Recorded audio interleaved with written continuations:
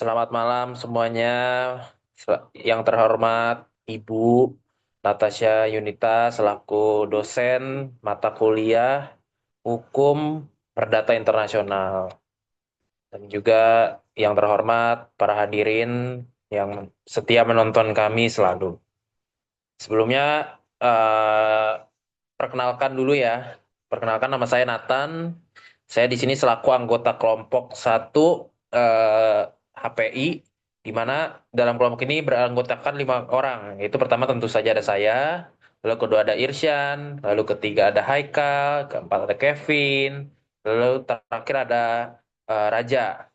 Jadi pada kegiatan malam ini kami berlima akan mempresentasikan mengenai penelitian kami yang berjudul Analisis Putusan Nomor 872 garing PDT titik G garing PNDPS eh, tentang penyeludupan hukum. Baik, saya akan bercerita singkat dulu atau latar belakangnya terkait dengan penelitian ini. Jadi, fenomena penyeludupan hukum dalam kepemilikan tanah oleh WNA eh, melalui perjanjian nomina itu sebenarnya hal yang sangat sering terjadi, khususnya di daerah Bali. Karena perlu diketahui, Bali adalah eh, daerah wisata dan tentu saja banyak warga negara asing yang mengunjungi pulau tersebut. Nah, dalam UU PA sendiri diatur bahwa mengenai kepemilikan tanah di mana hanya warga negara Indonesia saja yang bisa mempunyai tanah dengan hak milik atau hak hak yang berlaku seumur hidupnya dan bisa diturunkan. Sehingga ketika ada WNA yang ingin memiliki tanah di Indonesia itu tidak bisa secara hukum. Tapi banyak eh, penyelewengan yang terjadi di mana ada biasanya biasanya itu adalah banyak WNA itu melakukan perjanjian nomine dengan eh, warga negara Indonesia untuk membeli tanah. Jadi dalam kasus ini ada seorang WNA dari Australia yang ingin membeli tanah di Indonesia. Tapi karena tidak boleh secara hukum, maka dia menggunakan nama orang Indonesia dalam perjanjian tersebut. Jadi sebenarnya secara de facto itu tanah-tanah itu dikuasai oleh warga negara asing itu, warga negara WNA Australia tersebut. Tapi secara de jure itu adalah atas nama orang Indonesia. Hal ini disebut dengan perjanjian nomine. Sebenarnya masalah yang mendorong penelitian ini adalah pelanggaran mengenai syarat dalam syarat sahnya perjanjian, yaitu sebab yang halal, sesuai dengan pasal 1320 KUH Per. Dan juga terganggunya asas nasionalitas serta kepastian hukum pertanahan.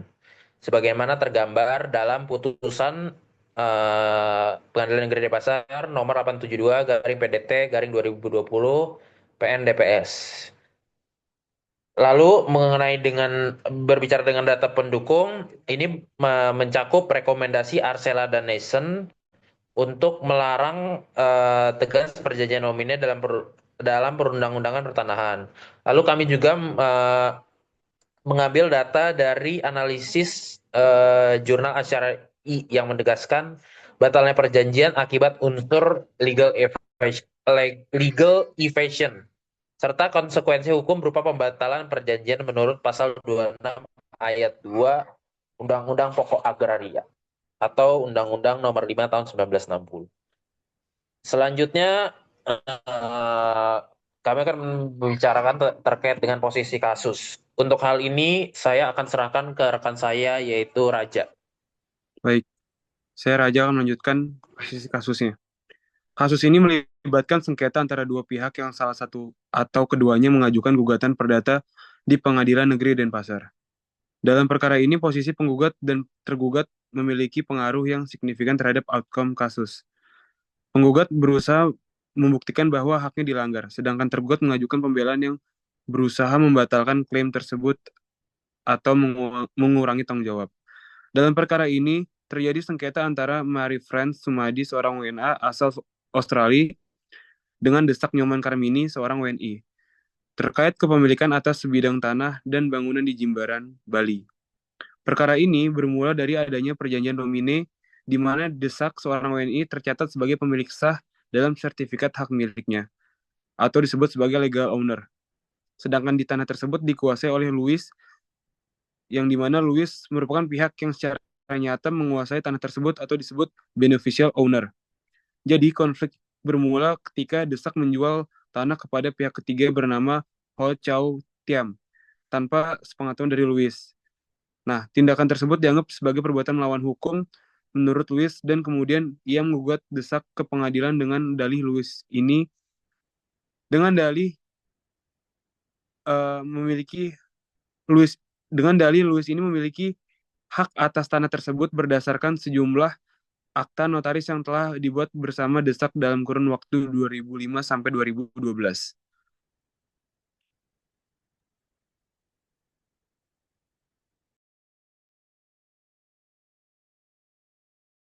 Ia baru mengajukan keberatan dengan dalih bahwa Louis sebagai WNA tidak memiliki legal standing, bahwa perjanjian yang digunakan bertentangan dengan hukum agraria nasional, dan majelis hakim memutuskan Louis tidak memiliki hak atas tanah tersebut dan memerintah agar hakim juga menyatakan transaksi antara Desak dan Intervien sebagai sah karena dilakukan dengan itikat baik dan memenuhi asas publisitas dan dalam pendaftaran tanah. Lalu, putusan juga mencakup perintah pencabutan blokir administrasi tanah BPN Badung dan pengenaan denda administratif kepada Louis sebesar Rp4.070.000. Putusan ini memperkuat prinsip bahwa hanya WNI yang dapat memiliki hak atas tanah di Indonesia. Jadi presiden penting dalam kasus-kasus perjanjian nominal lainnya. Selanjutnya, hasil penelitian dan analisis kasus akan dilanjutkan oleh teman saya, Irsyan. Baik, untuk selanjutnya itu ada hasil penelitian dan analisis kasus, yaitu kasus penyeludupan hukum dalam kepemilikan tanah oleh WNA melalui perjanjian nomine mencerminkan bentuk pelanggaran terhadap prinsip yang berlaku atas suatu objek tanah harus mengikuti yurisdiksi tempat tanah tersebut berada. Dalam putusan Pengadilan Negeri Denpasar nomor 872 garing PDT garing titik G garing 2020 PN Denpasar, hakim menolak argumentasi terkait beneficial ownership yang berasal dari sistem common law, menegaskan bahwa status hukum tanah di Indonesia tunduk sepenuhnya pada undang-undang, yang dimana yang undang-undang pokok agraria atau UUPA. Secara hukum, perjanjian nomine dinyatakan batal demi hukum karena bertentangan dengan asas sebab yang halal dalam hukum perdata dan mengganggu kepastian hukum pertanahan secara putusan ini juga menyoroti aspek unjust enrichment, yaitu potensi keuntungan tidak sah bagi WNA menikmati manfaat tanah secara ilegal tentunya tanpa kepemilikan yang sah. Meskipun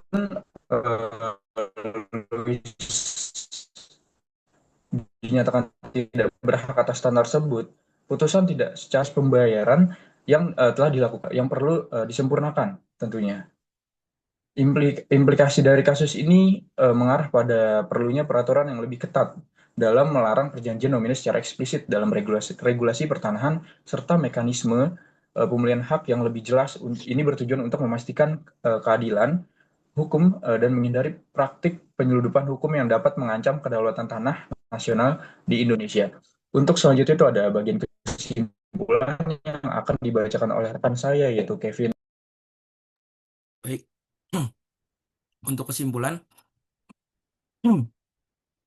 Pada putusan Pengadilan Negeri Denpasar nomor 872-PDT-G-2020 menegaskan bahwa perjanjian nominal oleh warga negara asing telah melanggar pasal 21 UU PA karena hanya WNI yang boleh memiliki tanah.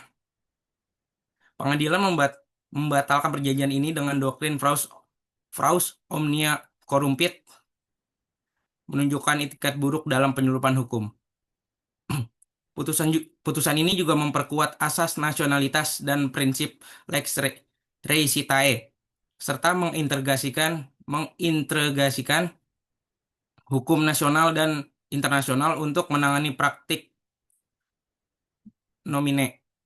Analisis ini menekankan perlunya harmonisasi UU PA dan KUH Perdata, serta pengawasan notaris agar kedaulatan agraria Indonesia tetap terjaga dan penyalahgunaan hukum dapat dicegah.